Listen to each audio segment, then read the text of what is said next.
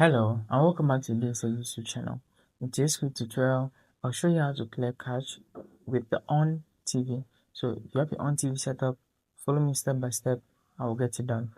Before we continue, a quick reminder. If you're using a smart TV, Fire Stick or Android TV device, I highly recommend using a VPN. A VPN helps protect your privacy, secure your connection and keep your personal data safe while browsing or streaming. I personally recommend NordVPN. It's fast, reliable, and works smoothly with TV devices. I've put a special link in the description.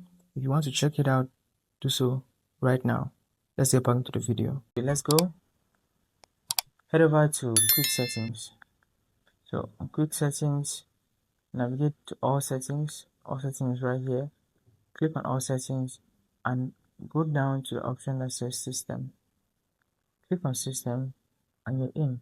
Now you need to navigate down to Storage, and this is where you find the Clear Cache option. It's embedded under Free Up Storage. So when you free up storage, you'll find this option Clear Cache. So you can free up to 111 megabytes in my case. In your case, it may be different depending on your usage of the Onn TV. So if you click on this, you ask now to clear cache data. Do you confirm to clear cache data for all apps?